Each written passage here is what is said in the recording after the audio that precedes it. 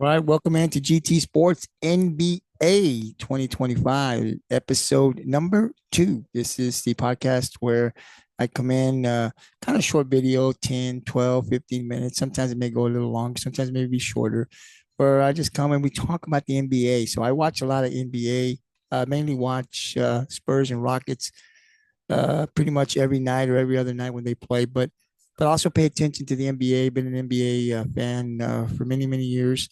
And so I wanted to kind of every day come out and just during the NBA season, just kind of talk and give my thoughts. First of all, I like to make the predictions. And then the next day come in and talk about the game and what happened and so forth. And so I want to talk about yesterday's game. There were two games that were shown on Prime Video, I believe. There were the NBA Cup quarterfinals. The first game, you had the Oklahoma City Thunder. I think they're like 23-1, man. It's amazing what these guys are doing. They're the NBA champs. And they're not slowing down, man. And they got weapons, and boy, I tell you, they're going to be a tough out this year. I would imagine right now, I would say that they're probably the favorite to repeat again. It's going to be tough to beat these guys in a series. It's tough to beat them just one night, right? Much less in a 7-game series. But for the quarterfinals, they were taking on the Phoenix Suns. The Suns were without their stud, Devin Booker, who was injured, so he was not going to play. Um, my prediction was OKC Thunder. I thought even if Devin Booker played, Oklahoma City Thunder were going to get the win. They did play early on already, and it was a little close, I think. But I just, Oklahoma just has too much. So without Devin Booker, I didn't think that Phoenix had a chance, and they didn't. I mean, the Thunder just rolled. I mean, this game was over in the first quarter.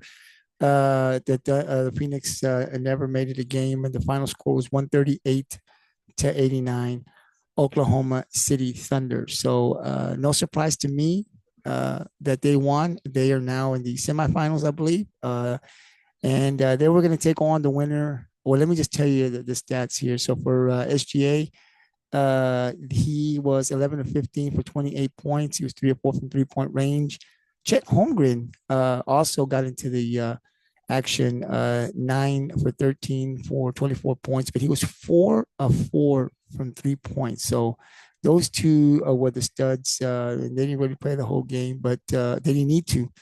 But Chet, you know, Holmgren, I'm starting to pay a little bit more attention to him. You know, when they paid him that contract, I was like, I don't know if I'd have paid him all that money, right? SGA, absolutely. But Chet, I wasn't sold on him, but man, he's lighting it up, man. I think he's averaging like a little over 18 points a game. So in this game, man, 4 from 4, the big man can shoot. So they advanced now, and they were going to play the winner of the later game. The game it was the San Antonio traveling to Los Angeles to take on the Lakers. The Lakers were fully loaded. The LeBron playing, Luka Doncic playing. I mean, they had all their guys, right?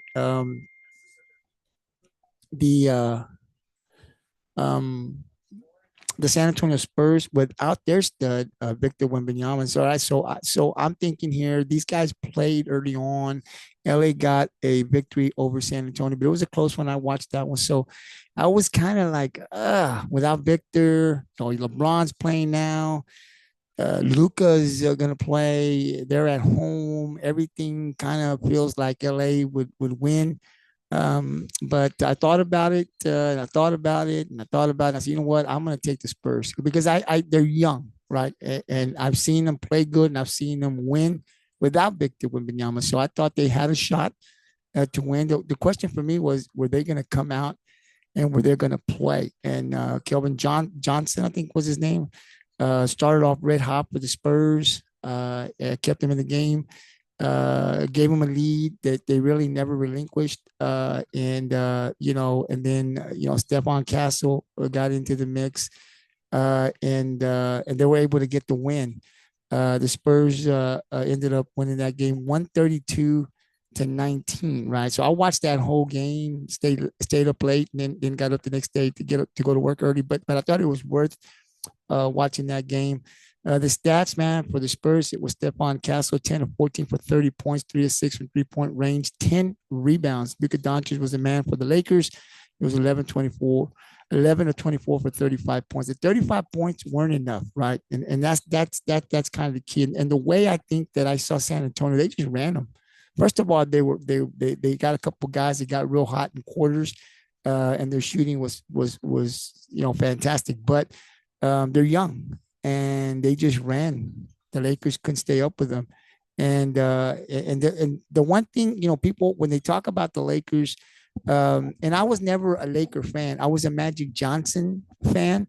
I love the Lakers, the Showtime Lakers, right, with Magic, because I love the style back in the 80s, the way they played. Like no one was playing like them, right? Like Magic brought the show. Then you had Worthy and Coop and Scott and Jabbar. So if you love basketball the way I did, obviously, when the Lakers came on, you wanted to stay up late and watch the Lakers, right? So I love the style. I've always been a Magic Johnson fan because I love the way he plays, but I'm not a Laker fan. So, but it was always exciting to watch those guys play, right? And so my thing with the Lakers, everyone talks about it. They got Luka now, and they offensively, and Austin Reeves playing good. And wait till LeBron comes back, and I think they're going to be in the Western Conference Finals, and no one's going to be able to beat them. And you watch, and they can't play defense. You got to play defense to be able to win in the NBA, right? Like you can't just outscore everybody, right? And so, look, to me, I think they're a good team. Last night was a perfect example of what a young team can do to you. Memphis is young. Minnesota is young. San Antonio is young. Oklahoma City is young. Houston, with the exception of Katie, they're young. They're really really young. And my question has always been to people I talk to about it. Like, yes, they can score. Yes, Luka's gonna get his no matter what. And Austin's been playing lights out this year for them. They added DeAndre Ayton. They added Marcus Smart. And Marcus Smart, I think, had 20 something points in this game.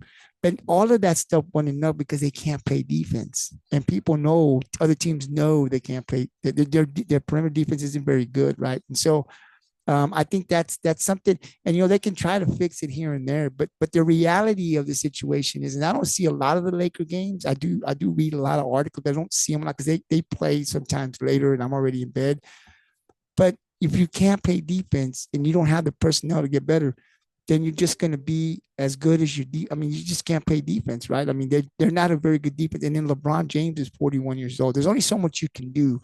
Although he got up on one dunk, and boy, it was nice to see him, and he really he got pumped up. Obviously, at 41 years old, he still got the ups. He was still able to get up over some San Antonio players and put it in their face. It was nice to see that, and have a lot of respect for LeBron and what he's able to do at this age, right? A lot of superstars couldn't play that way. It weren't even in the NBA when they were at that age. But he's 41, and it's just only so much you can do through a long season, right? And then the playoffs. So LeBron is going to wear down, and I just don't think they have the personnel defensively to stop some of these teams like Houston, who got shooters, like OKC, they got shooters, like Denver, right? Like San Antonio last night. They just ran them off the court. I mean, they took the lead early on, and really, they were never in any danger of losing that game. So to me, that's why I don't have the Lakers. I think they're good enough to make the playoffs. Will they make it to the Western Conference? I mean, when you got Luke and LeBron, there's always that chance. But if I was a bet man, I'd say no, because they can't play defense. And teams are going to know that in a 7-game series, they're going to be able to make the adjustments. And offensively, they can play with anybody. I mean, they're just as good as anybody offensively, but defensively, they're going to have to outscore a lot of these teams to win because they can't shut teams down, especially these good teams, right? These young teams. So offensively, the Lakers can play with anybody. They're just as good as Denver. They're just as good as anybody offensively. I mean, no one's going to stop Luka. And if LeBron gets going here and gets to another level, and then Austin Reeves, the way he's been playing, absolutely offensively, they can score. But defensively, they're going to have to outscore a lot of teams because they can't shut very many teams down. And you saw that last night with San Antonio. So now the Spurs will now go to the semis on Saturday, and they'll take on Oklahoma City. It's on my calendar. Definitely going to watch that game. Look, this is what I've been on record as saying, and I'll say it here. I was this guy that, man, Giannis coming to San Antonio. Yeah, man, let's go get Giannis, man. Let's get him. Giannis and Victor and all this stuff. Then I started to see the Spurs play this year. Harper, Castle, all these young guys, right? Wembanyama, and I was like, wait a minute. I don't think I want to trade these guys, right? Because I'm watching the way OKC's built, and OKC already won a championship, right? And OKC, they're going to be around for the next 7, 8 years, man. I mean, they're going to be competitive. How many championships are they going to win? I can't tell you, but they're definitely going to be in the mix for the next 7 or 8 years because their players are young, and they got some draft pick, they got some picks where they can continue to build and stay competitive, right? I think San Antonio's on that same boat, right? I like their young core, right?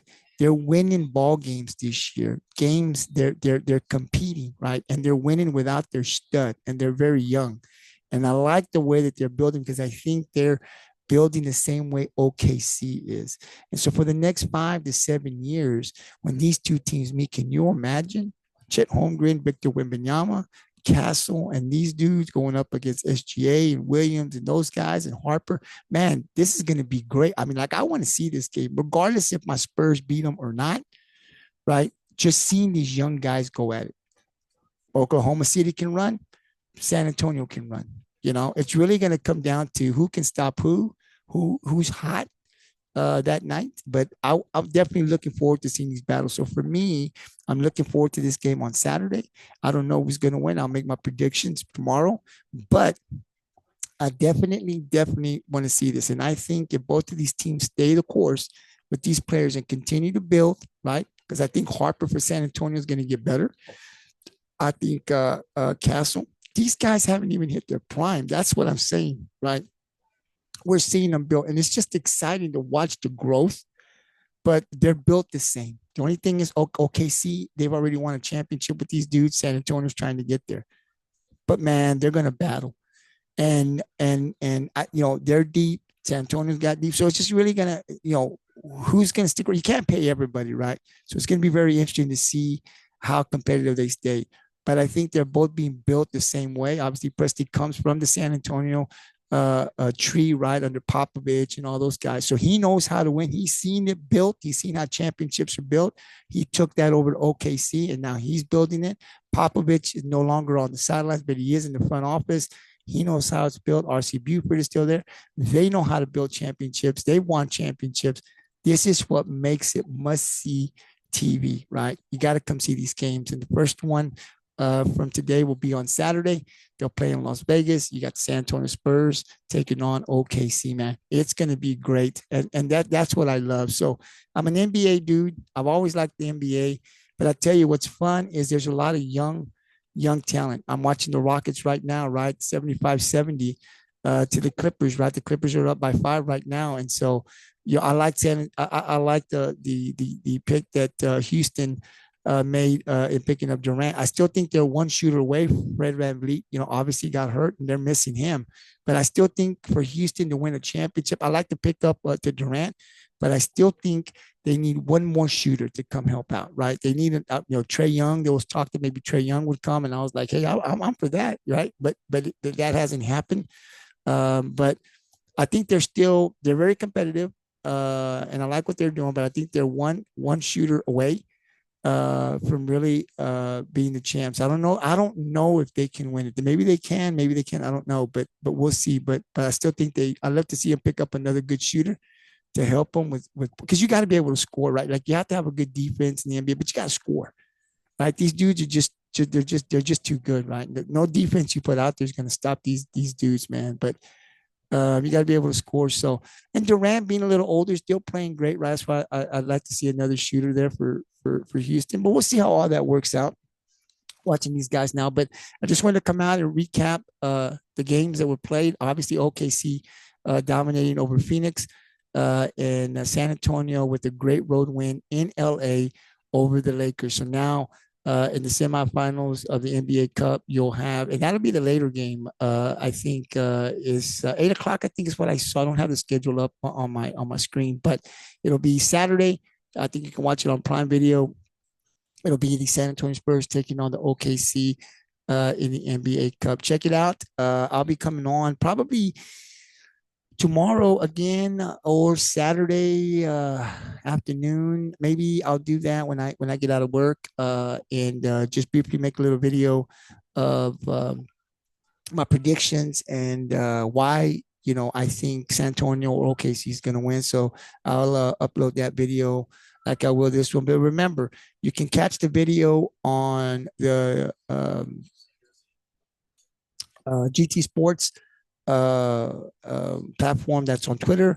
You can and on Spotify, right? They're on there, and then I create a post uh, on Facebook, on the GT Sports Facebook, and then I upload the video that I do in the comment section. So if you want to read and then hear what I have to say, just go down to the comment section.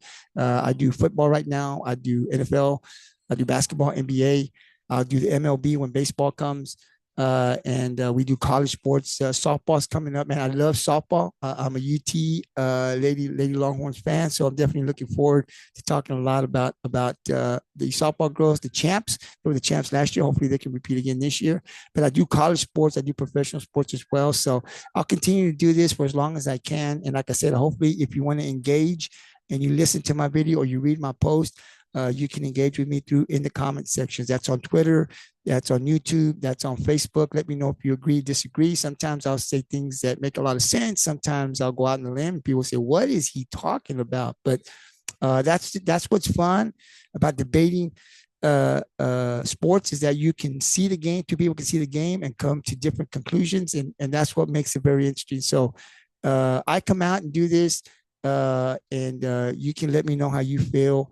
And who you pick as well. Just in the comment sections, all the platforms that I have a comment section where you can talk and engage with me. So I'll come and check it out all day long. Like I said, tomorrow, if not Saturday afternoon, I'll come in to predict the games that will be played on Saturday for the NBA Cup. Until then, man, I'm going to finish watching this Rocket game, then get to bed because I got to get up in the morning. And I'll talk to you guys about the NBA tomorrow. If not, Saturday afternoon. Have a great night. We'll talk soon.